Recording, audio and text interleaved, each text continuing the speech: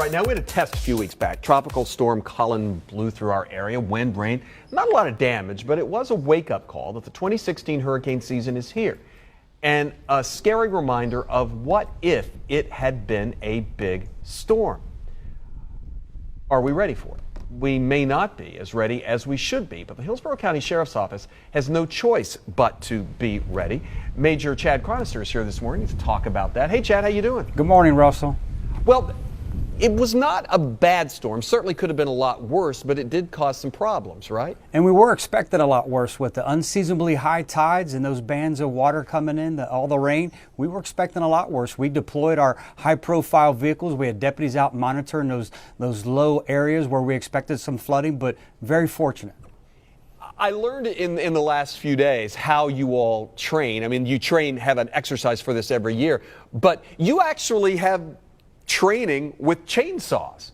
We do. We send a lot of deputies to chainsaw training, and then we deploy them at all our district offices. And even during this storm, we had to deploy some of our chainsaw deputies to keep the roadways clear. We were out removing some trees from the roadways. You know, as we look at this video, when I saw it, I thought, you know, if you handed me a chainsaw, I would obviously hurt myself and probably other people. I mean, that's not an easy thing to mess with for the first time, is it? It's not. Then, you know, throw the heavy rain, throw the darkness, then these deputies certainly have an obstacle and a challenge ahead of them. And I mean, I just find it interesting. You actually have training on how to use a chainsaw. We do. We want our deputies to be prepared, and part of being prepared in a lot of different topics that we cover throughout the year is by training. You have to be prepared for any type of situation, and we make sure our deputies are ready to go, that they know the safe operation of a chainsaw, and we can keep those roadways clear. We're responsible for that. And a lot of times county maintenance can't get to us quick enough. They do a wonderful job, but we have to keep those roadways clear. I'm trying to decide if I want the next time we go out and do a story together, if I want chainsaw training. We can do that. We'll take you out to the sure. range. You've done you've done everything but be tased and go through the chainsaw training. And I think you have to do it. Neither are going to happen voluntarily. All right, let's talk about the hurricane exercise. You do this every year. You've already done it. This is part of how you plan. And this is a phenomenal exercise. We take a half a day. All the commanders throughout the office are around, and it's scenario based. And some of it's planned as far as the storm and actually hitting, and then some of it's surprise. They'll cut the power out to one of our districts, and we're on generator backup. They'll say, all right, you don't have any phone operation. We'll have to turn to our satellite phones.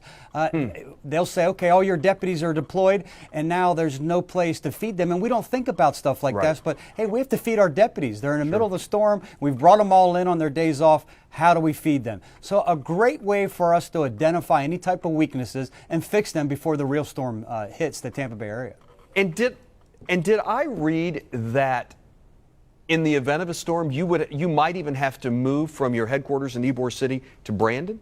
We do, and we do that. We plan on that type of scenario. Matter of fact, we've had one of our districts this time, okay, everything's been completely shut down. You have to relocate. And they physically relocated to a different drier area, higher area to deploy their resources from there. One more thing before we go, because I always think this is cool that you all have this, and surely it would come in handy in a situation like this, is your mobile command center. Phenomenal resource. What a tremendous resource, Russell. Think about this. The phones go down. The cell phone towers go down. How are we going to communicate? People need to be able to call 911. So a mobile command post is a great resource to deploy in any area of town. We can have our 911 call takers still available. You know, we have to make sure the public is able to reach us. And from there, we can have our deputies at a one-stop shop location and deploy them from there. Hey, we got to go, but let me just leave you with this. I'm in, you and me, chainsaw training. Chainsaw training, and then we're going to keep working on the taser training. You need to go through that. That's not happening. All right. Hey, Chad, good to see you. Have a great day, everyone. Just trying to imagine what great television that would be. Yeah, wouldn't it be great TV, chainsaw training? After the